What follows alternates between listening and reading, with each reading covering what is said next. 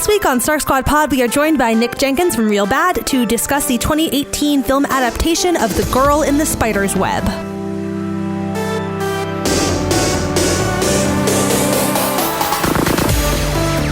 Hello and welcome to SnarkSquad Pod. I am your host, Nicole Sweeney, and I am joined as always by my wonderful co-host. Hi, my name is Marines, and this week we are joined by Nick Jenkins. Hi, I'm Nick, host of Real Bad, the podcast where we talk about real bad movies and why they want to hurt us. We invited Nick this week to join us to talk about The Girl in the Spider's Web, which is the latest in the Dragon Tattoo, I think it's called, or the Millennium series. The Millennium series. The Millennium series. Yeah. Are the books. This is the fourth book in that series that was actually taken over after the author died, and he wrote the first three. This is the first one in the, I think his name is David Lagerkrantz, I think is his name, and he started writing books 4 and 5. So this is the adaptation of book 4. And in this story, we start the movie with Lisbeth taking out some vigilante justice on a man who beats his wife. And it just is kind of a weird beginning to the movie that is a little detached from the rest of the story. But we see her string him up and exact revenge on him for beating up prostitutes and his wife. And then she just rides away in her Batmo motorcycle. And from there, she gets a call about a new job. And it is from a man who basically has written a program that would take control of all of the nuclear weapons. And he's the Americans have it. So he's now realized that was probably a bad idea to make this program, and he wants to take it back. And so the program can't be deleted. It can only be moved. It can't be copied, all of this stuff. So Lisbeth, our super hacker, is called in for the job. She manages to get the program with pretty easily, I think. It's just kind of copy, and she copies it over. She's got a hold of the program. But because of this, she leaves it open to being tracked by the NSA, in particular one agent, Needham, I think is his name. And he's really angry that she's got their program now, so he takes off to Sweden to go track her down. And in the meanwhile, another group has also tracked Lisbeth down and basically steals the program, her computer, and blows up her loft, her apartment. And so she's in bad shape, so she reaches out to her friend, Mikael Blomkvist, who we know throughout the series. He's an investigative journalist, and she calls on him for some help figuring out who exactly is after her. After Lisbeth doesn't make the drop-off, Balder, who's the one who wrote the program, assumes that she double-crossed him, and he ends up going to, Sweden's intelligence agency. I don't know what it's called. And so he gets moved to a safe house with his son, but the bad men find him there too. Lisbeth tries to save him at the safe house, but she gets basically drugged, and it is all staged, so it looks like Lisbeth has murdered Balder, and his son is kidnapped. From there, we go hot potato with this little kid, and she kidnaps him back, but then they kidnap him again. And so the little kid is the key to unlocking the program. So basically everybody's trying to kidnap him. Turns out the bad men are this group called the Spiders, who are being headed up by Lisbeth's sister, who we learn at the very beginning they got separated when they were very young because Lisbeth ran away, but Camilla is her sister's name. She stayed with their very abusive and very horrible father, and Lisbeth thought that Camilla was dead, but she's not. She's heading up this group of bad men. And then in the end, Camilla ends up as the one with the program. She was selling it to Sweden's intelligence agency, but then they get double-crossed and they all get murdered and everybody gets murdered, and Camilla and Lisbeth are kind of the last two at the end, but she gets mortally wounded in a car crash, and then she jumps to her own death, and Lisbeth ends up deleting the program, and I think that's it. Yeah. Yeah. This one was, there was a lot going on, and it's not really clear how much of any of it matters. So I did not envy you having to do that plot synopsis. Great. So cool. We mentioned at the top that this is an adaptation of book series, and that this is an adaptation of the fourth book in particular, but that book sort of sits apart, and this adaptation also sits apart because it's the first, there are Swedish adaptations of the first 3 books, and then a few years ago David Fincher did an adaptation, a new adaptation of the first book, but then seems like it's kind of a reboot to the franchise, ? I hope not. I guess I'm giving away how I feel about this movie by saying that, but before we get to how we feel about this movie, I want to talk a little bit about everyone's background with it, and because this is actually why we asked Nick to be on this episode of the podcast. Nick, what is your background with the Millennium series? Hey, I'm here. My background, I would say that the Swedish 2009, The Girl with the Dragon Tattoo, is one of my top 10 favorite films. I saw it on a whim, just because I had been really into thrillers and I had heard kind of good things about it. So I was like, I'm just going to watch this. And it was on Netflix, and I watched it, and I got to the end, and I was just like, this was one of the best experiences I've had watching a movie in a long time. And it really stuck with me. And anytime a movie sticks with me, I want to figure out why. So I started to really dissect it. And the thing about that movie that's important to me is the filmmaking. So the editing specifically, Ann Ostrud, who edited that film, and I have had conversations through Facebook talking about that, the editing process for that film. And she's also just a wonderful human being. And the cinematography, and how the tremendous care with which that film was made, in terms of the thought that went into every sequence, every shot, every cut, is meaningful, and that really elevates a movie for me. But also, I kind of like the story. I like that it's a small detective story. I like a detective story where our main characters actually do detective work. Yeah. Imagine that. Imagine that. So, without giving too much away about my feelings about this movie, that I didn't get that experience with this movie. But I tried to watch the other 2 Swedish films. They were directed by someone else, edited by someone else. And I got about halfway through the second one and was like, this isn't really my thing.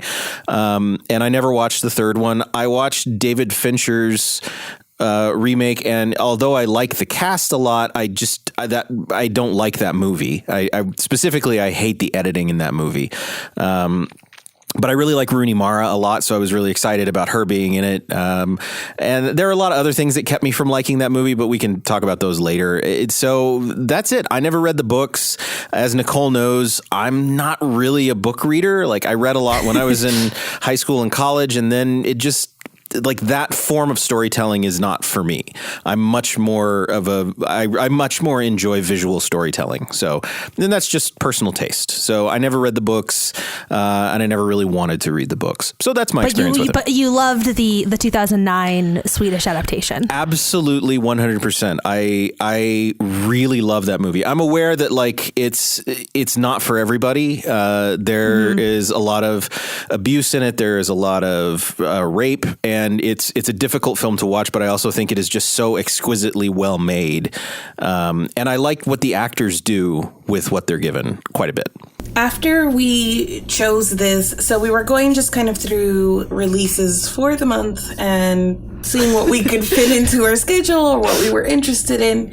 And we decided to watch this and give it a go, and because of that I went back, as I am fond of doing, to kind of revisit the series or read the source material. So I read The Girl with the Dragon Tattoo pretty recently, and I read it very quickly, and I both see what people dislike and what people like about that book. It is very compulsively readable, and there's a strong central mystery that makes you want to keep reading, whether you're having a good or bad experience with it. It's just okay, sure. I might not be enjoying this, but I need to know what's happening and I need to get to the end. It is very graphic, and I think it's kind of the point like violence against women is kind of the point of that book. Well, the original title of the book is Men Who Hate Women. Yes, in Swedish. Right. Yeah. Yes. So that's, very baked into the story, and it's very uncomfortable to read. I had like some qualms, especially about the way that women are portrayed in the story, just kind of outside of the violence against women, and the fact that Blomkvist is like this older gentleman that everybody wants to screw. And I'm like, okay. Yep. But then I watched the David Fincher one, and it's Daniel Craig, and I'm like, okay. Yes. That movie was fine. I didn't have any strong feelings. It was a very good adaptation, I think, of the first book. Like the same feelings, the same problems I had, all of like the strengths and weaknesses I think were present in the movie itself. I did that, read the book, saw the movie. Then I went on to the second book, and I thought I would get through it as quickly as the first book, but I stalled out because like the first, 50 pages are just Lisbeth talking about her new breast implants, and I'm not even joking. And so I was reading it very slowly, but then I decided it was not something that I wanted to continue reading. I don't know if like ever, but just in quick succession, I was just like, no thank you. So that's where I am. A book and a half and a movie. I read all of the first 3 books very quickly. I think I started them shortly before the third book came out, because I have the first 2 books on paperback and the third book in hardcover. And yes to most of what you said about them. They live very poorly in my feelings. I read them very quickly because of the central mystery. They live poorly in my feelings because of the many flaws. The portrayal of Blomkvist just upsets me like that. Yes, I have so many feelings about the character of Blomkvist, and mostly that I think he's like Stieg Larsson's self-insert. He's just this every woman he meets immediately wants to fuck him. And it's so it doesn't make sense for everything about the way Lisbeth is set up that she would be among the women who completely falls for him immediately. So that is also just a point of genuine frustration for me in those stories. And I think I also have issues with the stories just from my general, reservations about men telling stories about women being assaulted. And that's not saying anything about who can tell what stories or who can enjoy what stories. I just personally want to not. Would personally rather just avoid that in my media as much as possible. And so there's just some weird, and even when you adapt it, there's some of those same kind of gaze questions come up again. And so I don't know. I enjoyed the Fincher adaptation more than I enjoyed the book, just because I have never seen the Swedish version. I've only seen the Fincher version.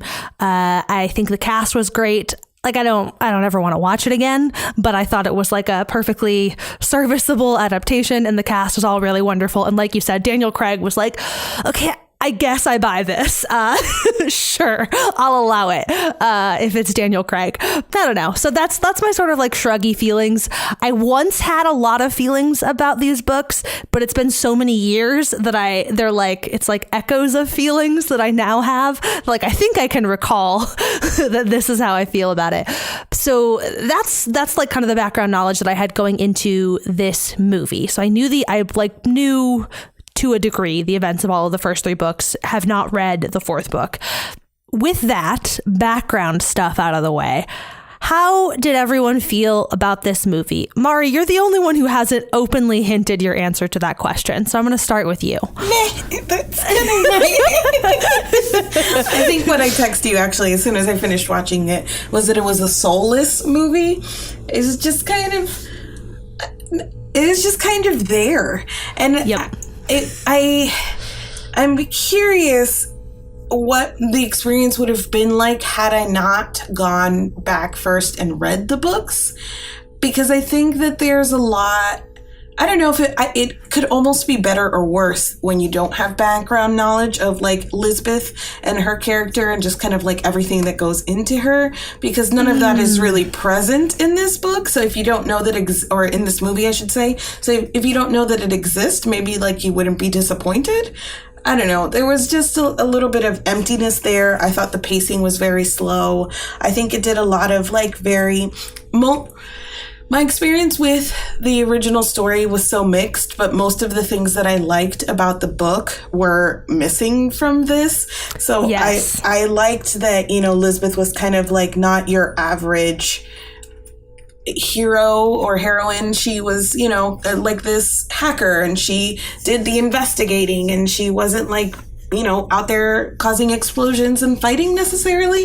And I think a lot of that was missing. I thought that Mikhail's relationship with his editor, or, that they were open about, being polyamorous almost, like that whole thing was super interesting. And all of that is gone. All of the Millennium stuff is gone. Like even Lisbeth's sexuality, like all of that is like not here. And all we get is like chase scenes and explosions. And that wasn't necessarily what I wanted to see. And also it was done a little blandly. It was just kind of a bummer of a movie. Yeah. And also, like Nick said before, none of the detective work is happening here. So yeah. Nick, what did you think about this movie? I think soulless is a really great way to put it, and I would extend that to the writing, the filming, the action sequences, the most of the acting. Even though I think this is also a very strong cast, with the exception of the guy playing Blomkvist, who just reminds me of Freddie Highmore. Like he looks like Freddie Highmore with a beard. So nothing about this was exciting. They had opportunities to do a lot of exciting things. I don't think Fede Alvarez, who directed this, has ever tried to direct anything with any grand scope. He's done Evil Dead, which was in a cabin, and he did Don't Breathe, which is in a house, like those two things. And with this, like there is a chase sequence in the middle of the movie, and I couldn't tell where anyone was in relation to each other. And there was a GPS telling me where people were in relation to one another. And I still didn't know. I didn't know how far they were away from each other. I didn't know if they were getting close. It was also not paced in a way that I felt like, we're getting near the end of this chase sequence. And then when that, are we okay to say spoilers? Yeah, go for it. Okay.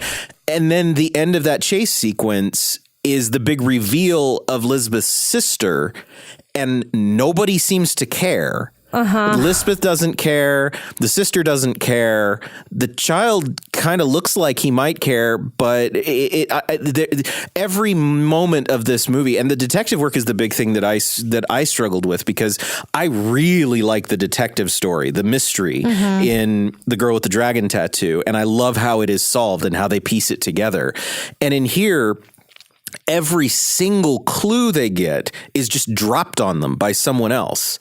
And it's infuriating to me, whether it be the freaking wine glass reveal where he gets basically a blown up image of a tattoo, or where his editor just drops some Russian language on him, or where the kid unprompted, just says, "Oh yeah, my dad built that thing for my brain because that's how my brain works." Nobody does any detective work. Right. And then answers just appear. Yeah, answers just appear, which is like, if you like detective stories, which I do, this is like the worst thing that you can have happen. And the last thing that really infuriated me with this film was, I really liked the smallness of the mystery in Girl with the Dragon Tattoo. I liked that it was a family mystery, and it was a horrible mystery. Like it was. The more you learn, the more awful it gets, and I appreciated that within the context of that film. And I like that smallness, and I like small stories like that. I love small family dramas or whatever they may be. And in this, it's fucking nuclear winter. It is literally they're trying to save the world from destruction. And I didn't buy it at any point. And there was at one point where I thought that was just going to be a huge MacGuffin and they weren't going to do it because it made no sense. And it still makes no sense to me. Like, why are Lisbeth and Blomkvist doing this? This is not something that I would sick them on. Like, I also wouldn't put Sherlock Holmes into this kind of mystery. Like, I don't know. So it was disappointing for me on pretty much every level I could be disappointed. I don't have too many different things to add. I will say, because I didn't mention it before in terms of my history with the books, but that my appreciation for the mystery is also what like kept me going through all of them. That I think that all three of the first books have fairly compelling mysteries going on in them. So like whatever my other issues were with character development stuff, like the mysteries were very good. And yeah, that wasn't happening here. And it was frustrating too, because you have hints of trying to tell a smaller story in terms of the idea that like Camilla is doing this to exact revenge on Lisbeth, but that, and even that motivation is also just like very like hazy and unclear, like that she wants to end like in this way that is not. I don't buy it. I just don't buy that would be the way that she would want to retaliate. That doesn't make sense. Like I buy that she's angry. That makes sense to me. Like her I don't know, sense of injustice, but beyond that, it's just like, no, nobody is making choices that make any kind of sense. I also wanted to go back to something Mari said too about whether reading the first book so close to this experience was a hindrance to it. And I hadn't really thought about it that way, because I will say that like this portrayal of the character of Lisbeth felt so some of it I think was just hollow on its own, but I think that is an interesting point, that like having these other comparisons in mind maybe I don't know, compounds that feeling, especially because in the books, in the, at least in the Fincher adaptation, I assume this is true also in the Swedish adaptation, but like Lisbeth as a character is like, she's angry, yes. She's not grumpy, which honestly is what this character feels like. This character feels more grumpy than like actively rage-filled, which like this character in my previous exposure was much more rage-filled. She was fueled by like vengeance and this quest for justice. And so like that opening scene, it fits with, previous incarnations of the character, but then, like you said, has nothing to do with what we see this character doing or how we see her behaving throughout the rest of the movie. And so there's just this like weird disconnect of, I don't know, like, is that the scene just there to remind us or, introduce new audiences? Like, yeah, this is who she is. But then she doesn't do anything like that for the rest of the movie. I don't know. It's there to justify Camilla. Mm-hmm. Like that's sure. why that scene is there. Yeah. But like that you needed almost a whole movie before that. Right. And it's not there. An interesting thing about Lisbeth for me is like, I feel like we have three portrayals of Lisbeth. And in you have the first one with Noomi Rapace, which is my favorite, but I also like Rooney Mara. But Rooney Mara felt like the edges were sanded down a little bit. And in this, I feel like they've been sanded down so far, there's almost nothing left. Like they put her in a costume and that's Lisbeth Salander. It's very frustrating because she is an extraordinary character, especially when you give him to a good actor. And Claire Foy is a good actor. So it seems like there's just was nothing on the page, is my guess. She just didn't have any of the bite that, like, I mean, I don't know the Swedish version, but like that Rooney Mara had. Like Rooney Mara had yes, edges. That is totally, yes. There was an inherent edge to the character and to her portrayal of it that like it's frustrating because Claire Foy was like a chief draw of this movie for me. Like ambivalent about the Millennium series, but I was like, oh, Claire Foy, cool. And then I was sad. This movie exists in like a weird middle ground for that reason, because I feel like there wasn't enough backstory there to really have this be for new audiences, but anybody coming in with any kind of background and receiving this is almost getting like a movie that is completely separate from anything that we've already experienced. And also like that like introductory like surface level, here's who she is, like that's kind of insulting to anybody who has any background. So I'm not sure who this movie is really for. Is it new audiences? Yeah, that's a good point. Who is this for? I don't think that there is a clear answer to that question, first of all. But I think there is enough information there for a new audience. I just don't think the information is compelling. Like, I don't think that you're missing anything. It's fine to dispense with all of the backstory of the previous films, previous stories, whatever, when you go into this one. But like, then the story you tell here needs to be a little bit more internally consistent and coherent than it actually was. And I don't think that backstory is the problem there. You can have, if you're going to start this again, so it's a new, it's an entirely new creative team behind this adaptation. And so like, that's fine to say we're doing we're rebooting a franchise, which is kind of what it felt like they were trying to do. And I hope they don't. But if that's like your goal, it's fine to tweak those things. Like Lisbeth doesn't need to be the same as she was in these other iterations. But she needs to be something. She needs to be something, right? That's the thing. So I don't know. She needs to be something. And I don't know that more information is the problem. I think I'm sticking with it because I think that you were talking about like edges, and it's not that she has to be the same for sure. Like it can be something else. But I think that what gives Lisbeth her edges is kind of understanding where she came from, and that like feeling that you talked about of like her if she's like deeply angry, or I think we get a lot about like just how she grew up and how there's almost a level there from the books of her not really knowing how to socialize, and so there's like layers to her characterization, or here it was just kind of grumpy and we don't know exactly why. We get the little flash of her like at the beginning from her childhood, but then there's like an empty space from that point on, and then we see her stringing up a man and transferring all his funds. So it just felt like there was an emptiness there to me. I mean, we do acknowledge though that like her father was abusive, and I don't know, like I push back on the idea that it's more information, in part because like it then gets into that's a whole different movie that is, and quite frankly, maybe part of the problem is like that's just a better movie, that's the better story, and like the problem that we have here is that like this just isn't a good story, and that's the thing. Like I think that is the bigger problem, right? Is that the rest of this story just isn't good, and so I don't think that trying to do more background dumping on Lisbeth salvages what is in general like not a good story. I think that's the real problem. Yeah, and I would add to that like I would be okay even if the story were not great.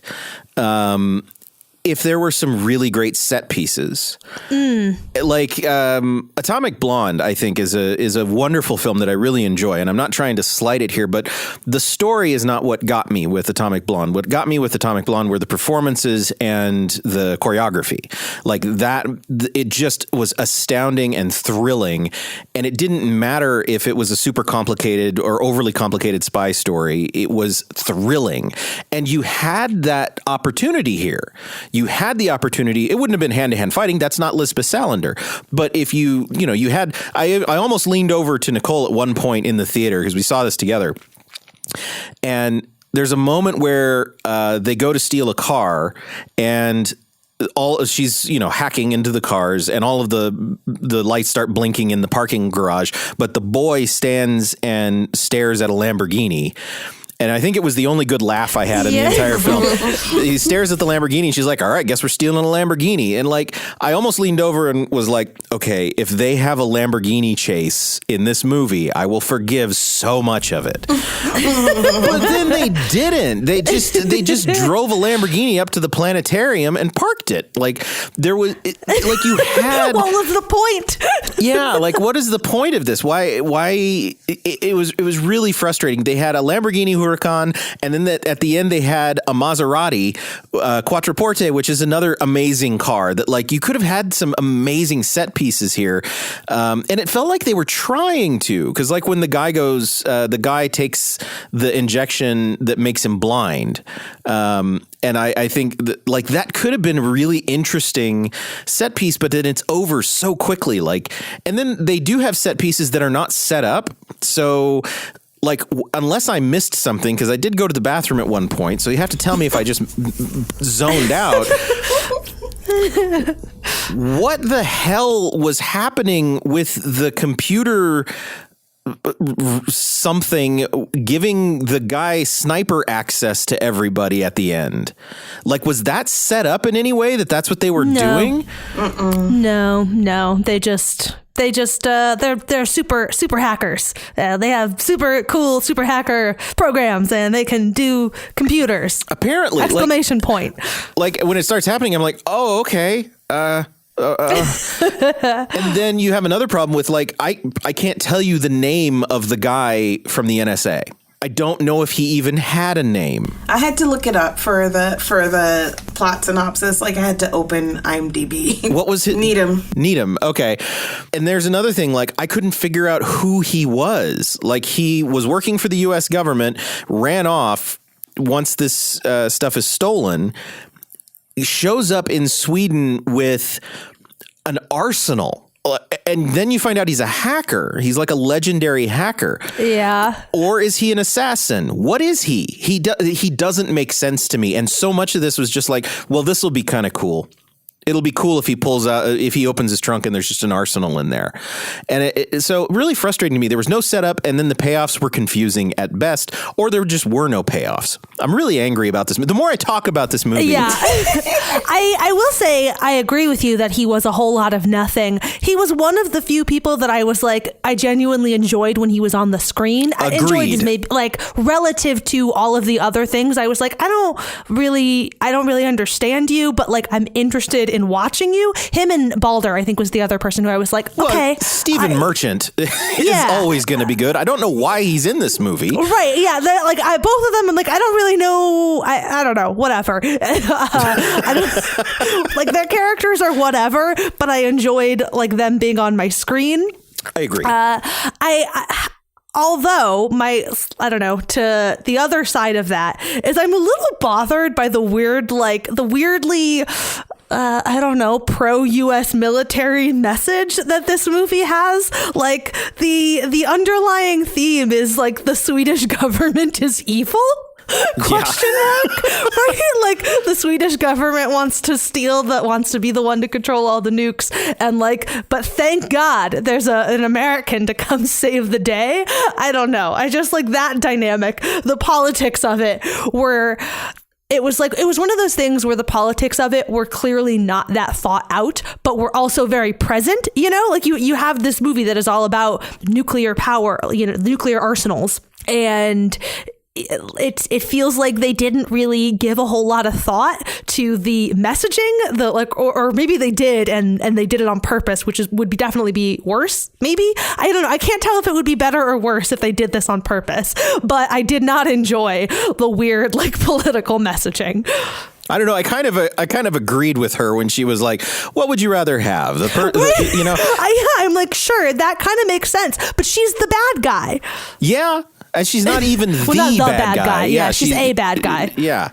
Needham's character was especially frustrating to me because he was so isolated. Like he just shut down all the computers in the NSA. Nobody asked him any questions, and then he like storms out and goes to Sweden and like is accountable to nobody. He's completely detached from anybody in the United States as a whole. And he's just like doing his own thing over in Sweden, which was really weird. I don't know, maybe he's a metaphor for the United States. I don't know. I was just about to say, he's like, yeah, like Rogue America, fuck yeah.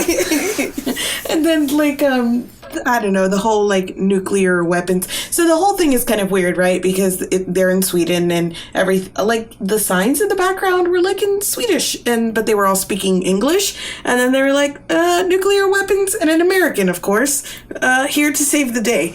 And it was just all very like, why are you doing this? Yep. Why are you doing this? Yeah. That could be the tagline for the movie. We haven't even talked about the child because he was so much nothing. I'm not surprised that we haven't even talked about him. But the child who was essential to this plot was just very underwhelming and disappointing. And I understand, I don't know, I don't want to like pick on a little kid. And I understand that there's only so much you can do in terms of working with child actors or whatever. But something else needed to happen because he in a movie where nothing was believable, he still stood out as being particularly unbelievable. Yeah, I put that on casting directors and the director that he was not. There was so much wrong with that character from so many different angles, and it's not the kid's fault, right? It's the fault of the story, the fault of the storytelling. Monday morning quarterbacking, right? Like I can look at it and say, well, if I had to do this, I just would have cut 90% of his dialogue, and just had him be silent until we got to the actual moment where he needed to input the code or whatever, because whatever the director was doing to get performance out of him was not really working. At least it wasn't translating. It wasn't translating across the screen to be any kind of performance. But that seems similar to a lot of the other cast. It was one of the problems I had with Blomkvist. Right. It's like he's just sort of a wet mop in the room. So yeah, that's true. Like when you have it, it's easy on the one hand to look at this and be like, oh, okay, yeah, like child actors, whatever. But when a number of like otherwise known to be talented, like adult actors are also having similar performance failures, that seems to flow back to some directing problems. Yeah, I mean, you guys are not, I don't know if either of you have watched the Star Wars prequels. We have not. Don't do it to yourself. But I did a whole 3 episodes on it. You can just listen. They're very good. Yeah. Everyone should listen to the Real Bad Pot episodes about the Star Wars prequels. But when you have people like Natalie Portman, who is an incredible actor, without doubt, one of the best actors of the last 20, 30 years. Like, she is very good. And she is terrible in a movie. And Ewan McGregor is barely surviving in this movie. And Liam Neeson is barely surviving in this movie. It's frustrating when Jake Lloyd, a little kid, gets the brunt of the criticism, because like obviously there was a lot more going on here. So that's why it's like for this movie, it's my biggest problem is with the story. The kid was too simple of a thing for them to have to figure out, which they didn't have to figure out. He just told them everything, and he didn't really make a lot of sense. So the whole thing that I missed from him was that he was some kind of like math whiz. I don't know if they signaled that early on, but by the time he was like beating her at chess and like giving like a series of numbers because that's how his brain worked, I was like, wait, what? Like, what? Did you signal that early on? Like, did I miss it? Was that during my pee break? Like, I don't know what's going on. They had him drawing some like really geometrically precise things. Like those were his quote unquote drawings that his father was working on. And my brain kind of went, oh, they're making him on the spectrum. Is that what they're trying to do? And I think that is what they did, but he was sort of whatever the plot needed him to be. Yes. And that was really frustrating. I agree. I thought at first I just didn't care about the movie. But the more I thought about it overnight, And the more we talk about it now, the angrier I am about this movie. Because it's not something that I would ever have on Real Bad. It's not a bad movie. I don't know. It is. I think it is a bad movie. Is it worse than I'm giving it credit for? Maybe it is worse. I think it's a bad movie. I also agree that like the longer we're talking about it, the more my feelings are solidified, because I'm trying really hard to think of like, okay, well, what are the things I liked? And I'm like, well, I laughed twice. There was the bit with the car and then the bit with the dildos. Oh, and yeah, like, I laughed at that too. Yeah, because dicks are funny, but like that's the extent of that. That's it. Like that's it. Those are the only two things I enjoyed. There it is. That's my list. I think the problem is that, like, right after you finish watching it, there isn't really anything that is, like, offensively bad about it. It's almost like it creeps up on you with how bad it is. Like, you're talking about it, you're thinking about it, and you're like, oh, yeah, that's bad. But after you finish watching it, it just felt like a lot of nothing. Yeah. So that's why I think, like, it's easy to say. And there were, like, things that you wanted to be good. So, like, the cast, and, you've got history with the characters of the story, so you went in with a certain expectation. And I just finished it kind of like, meh. But now that I'm really processing it, my brain's like, no, that was bad. I feel like this is Hollywood bad. Like, this is like, it's not, there's no part of like the filmmaking that is really, incompetent. It's just, none of it's good. And all of it could have been a lot better. And and there's kind of nothing there, which I think in some respects, maybe the biggest sin of everything is like, why does this movie exist? There's nothing here. Yeah. Watching it, you don't get the sense that anybody was like super hyped to be making it. Yeah. So like, why? Why did you all do this? Like, what the hell? What did you guys think about, like, more of the look of the movie? I guess this is a leading question because I am super prejudiced against movies that kind of look like they have a Twilight filter over the whole thing, which is what this did to me. So how was like the look and feel for you guys? Okay, so it's tough for me to not compare this to the other two films that I've seen, the original Girl with a Dragon Tattoo and the Fincher remake. The original one has its own look. Niels Arden Oplev, I think, is the director's name, and he has a very stylistic look that I really like. And that film is just saturated with it, and it really does a good job of putting you in a place.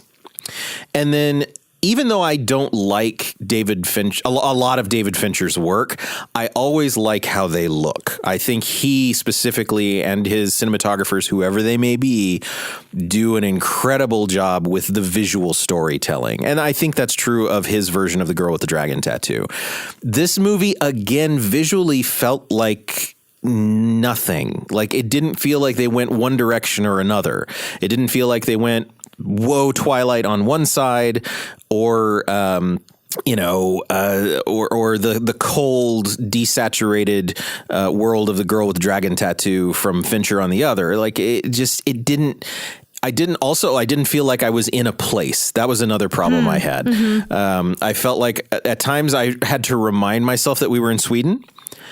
Because I had sort of forgotten that, mainly because of like the cities just felt like a city. It didn't feel like we were in Oslo. It didn't feel, so I don't know. I was underwhelmed by the look of everything. There were a couple moments where I was like, oh, this is going to be good looking. And then that's about all they would do. Like the nightclub scenes looked pretty cool. And aside from that, though, I don't know. It was like the rest of the film, a lot of nothing. I don't have the same sort of cinematography vocabulary that Nick does. So there's a thing that annoyed me that I'm bringing up partially because I want Nick to talk about it and either explain to me why it was an okay choice or why I'm right and it was bad.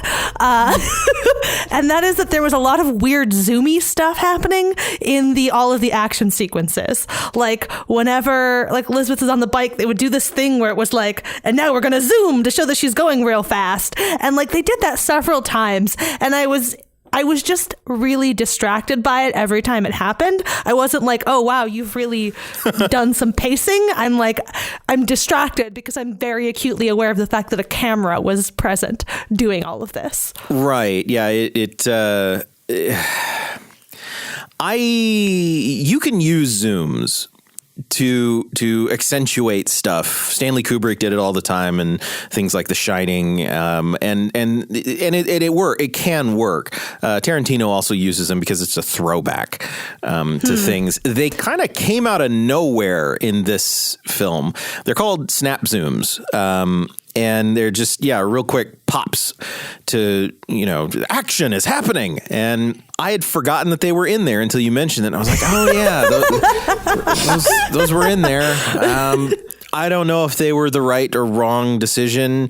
I also don't know if they were done on set or if they were done in post, which could be that like they got to post and were like, this is not very exciting, so we need to add something to it. They used them a lot in Firefly, actually.